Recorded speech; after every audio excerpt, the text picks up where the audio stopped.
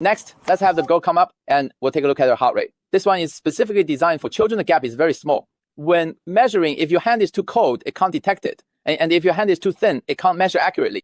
So there are special versions for women and children. And this one is very small.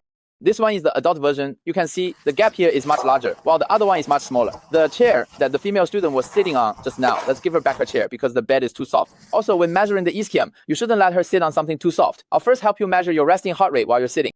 Let me tell everyone something else. When you're looking at someone's resting heart rate, don't compare it to the standard normal values. Instead, compare it to their own other measurements. For example, if someone naturally has a lower resting heart rate, when they're sitting normally with both legs flat, their resting heart rate might be 70. But if they sit using only their left ischium, it might be 80 or 88. Even though for someone who never exercises, that's still more or less acceptable. It just barely passes.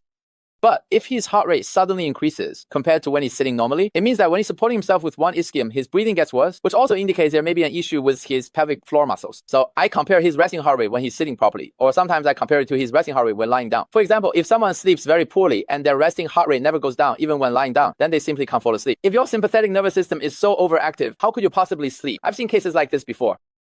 After lying down, their heart rate always stays above 100. I've even seen children whose resting heart rate while lying down is consistently above 95. So their parents complain that the kids keep tossing and turning in bed and can't fall asleep. Because they can't lower their heart rate, they can't calm the excited sympathetic nervous system, and they can't activate the parasympathetic system. So how could they possibly fall asleep? During sleep, more blood needs to flow to your internal organs. That's why when you wake up in the morning, you often find that your hands feel weak. When you try to grip something tightly, you have no strength at all because the blood from your muscles has all flowed to your internal organs. The blood hasn't returned to your muscles yet, so of course you feel weak. The blood supply hasn't actually reached them yet. As you start walking and your muscles begin to move, the blood flows back from your internal organs to your muscles. All of these regulatory processes are controlled by the brainstem.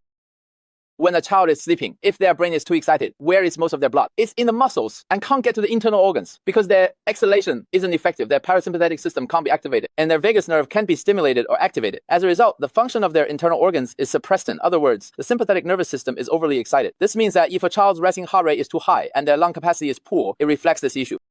They will also experience stunted growth and be shorter than their peers because their gastrointestinal function is constantly suppressed. Poor sleep leads to poor growth. And issues like poor attention and hyperactivity are essentially the same thing. It's all essentially the same issue. The brainstem isn't functioning well. Blood vessels can't dilate. And the sympathetic nervous system is overly excited. The function of the internal organs is suppressed. That's why so many parents complain saying, I give my child stewed pork ribs and sea cucumber every day and have them jump rope all the time. So why aren't they growing taller? Let me tell you, if the brainstem is damaged, even if the child jumps rope and stimulates their bones, and even if they eat nutritious food, their gastrointestinal function is still suppressed. If their stomach isn't functioning well, the food they eat won't be absorbed. If there's a problem with nutrient absorption, then even if the growth plates are stimulated, they still might not grow taller. So what's essential is good breathing, a healthy brain, and a healthy digestive system. Only then, when you stimulate the growth plates, can the child actually grow taller. In our neighborhood, which is considered quite affluent, parents often take their kids for checkups and x-rays. When they see that their son or daughter is almost 14 and their growth plates are about to close, they rush to start them on growth hormone injections. But after the injections, they make the kids jump rope and force them to run, but it's useless. As a result, the kids grow wider instead of taller. Why? Because their brainstem hasn't recovered, their breathing and heart rate haven't stabilized, and their digestive function is still suppressed, so there's no way for them to grow taller. That's why we have a special program specifically designed to help adolescents grow taller. If you want children to grow taller, if they do, their academic performance will also improve. What does this mean? This means if they do, their digestive function has improved. Good digestive function indicates the vagus nerve and the parasympathetic nervous system have been activated. Their exhalation is better. And better exhalation means their lung capacity has improved. With improved lung capacity, breathing also gets better and blood supply improves as well. This means the brainstem is functioning well. And when the brainstem is functioning well, all the information transmitted to and from the brain is also improved. That's the relationship between them. It also means that his pelvic floor muscles are in good condition. How has your sleep been lately? His heart rate has consistently been in the 80s. Even when the subject is at rest, the heart rate remains in the 80s. Now, as soon as I mention it, he gets a bit nervous and his heart rate jumps to over 90. This is what happens when you're sitting. Especially for many coaches or members, they don't care. Even if their heart rate is this high, they deliberately try to extend their exhalation while sitting there and their heart rate drops. But you need to breathe naturally in order to accurately measure your true level. So under these conditions, breathe naturally and wait until it's completely stable. Then see how low it drops and compare it with other positions. In this position, the lowest is 78. I've been observing for quite a while and the lowest is 78. Now switch to supporting yourself with your right sit bone. He just switched over and it went up to 99. Now it's dropped to 91. I just keep my finger here and that's enough. With the right sit bone support, the lowest is 75. Switch to the left side, the lowest is 79. Right side 75, both sides 78. So which side has the issue? Let's measure while squatting. Squatting down to a minimum of 73. What does that mean? It means that when he squats, his pelvic floor muscles can only participate in exhalation. If this person's heart rate is higher while squatting than in any other position, it means his pelvic floor muscles can no longer function properly. So overall, his resting heart rate is still a bit on the high side, considering his age and the fact that he's a coach. Normally, a coach's resting heart rate is usually between 60 and 70. When I'm just sitting there quietly and not moving, mine can go down to the 50s because during training, I can push my heart rate up to 200. I often challenge myself to go over 200 in heart rate. And you see, at 42 years old, if you subtract your age from 220, normally it shouldn't exceed 180. That's supposed to be my 100%. But I often push past my 100%. It's because the higher I push myself during training, the lower my resting heart rate becomes when I'm at rest. So the gap between my resting heart rate and my maximum heart rate is quite large, which means my heart's endurance is relatively strong. But if you never tried this before, you shouldn't just jump in and try to exceed your 100% right away. You might faint immediately. I built up gradually, starting by maintaining a heart rate of 140 and making sure I didn't feel any discomfort. I kept it below 160, gradually pushing myself higher bit by bit. I would set a maximum and a minimum for my heart rate. What is this training for? It's to train blood supply and breathing, which in fact is training the brainstem. I want to improve my blood circulation, make my heart rate more stable, and increase my lung capacity. At this point, my muscles will grow faster. When my muscles grow quickly, my neural activation is also better, and the circuits and pathways in my brain function normally. That's why I can push heavier weights, and my strength increases rapidly as well. Because what is strength mostly about? It's mainly the nervous system's ability to recruit muscle fibers. It's more about neural stimulation, which means it's more about the brain. So a person can be very skinny but still have great strength, while someone with a large build might actually have relatively little strength, at least not proportional to their size. That's the relationship between them. You stand up, let me see. What is it? When he stands, it's always in the 80s. What does this indicate? Bad legs. I'll teach you how to tell if someone is prone to anxiety or easily gets nervous. Also, whether this person has a startle reflex, whether they're in a state of sympathetic arousal or parasympathetic arousal. For example, I have him sit and wait until his heart rate drops to its lowest. Then I have him stand up.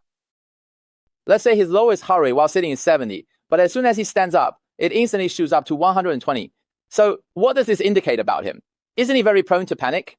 It's just a simple action of going from sitting to standing. There's no real safety risk involved.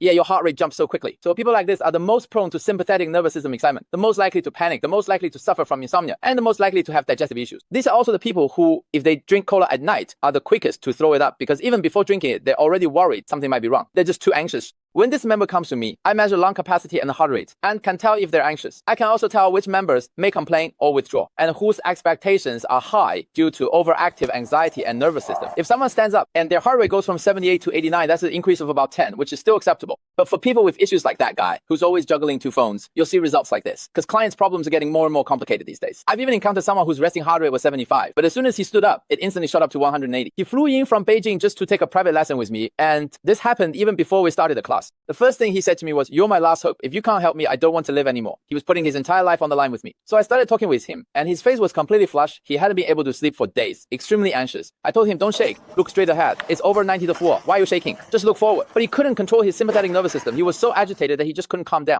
His heart rate was constantly over 90. I asked him, "What time do you usually go to bed at night?" He said around 11:30, which is pretty early. But he just couldn't control his fingers, kept trembling. You could see how nervous he was. I told him, "Try putting your hand inside the mask and see if it still shakes." It actually trembled even more. His heart rate was at 99, but it finally came down. I told him not to practice breathing exercises for now. The lowest it got was 82, but when he stood up, it shot up to 103. So this guy has long-term sympathetic nervous system excitement, which affects blood circulation. This device is used to measure his internal organ function, and it can also be used to check why children might have elevated heart rates or developmental delays.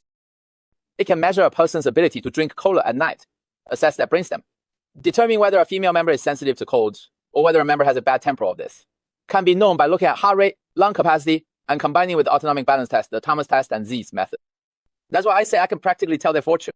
I can know everything about your internal organ function, your temperament, whether you have any pain, your muscle tension, and your sleep quality. For children, I can even assess whether they do well in school. If their resting heart rate is so high, how could they possibly have good academic performance? With such a high resting heart rate, how could their digestive system be healthy? If their lung capacity is so poor, how could they do well in school when their brain is lacking oxygen? That's why when the child is brought to me, I can tell their mother exactly how the child behaves at home, right in front of her. The mother wonders whether this is her child or mine, because I can be so accurate. So this method isn't even expensive, just a 500 or 600 yuan investment. The key is that you need to understand what the data behind it represents, and at the same time, you can also detect if there are any problems.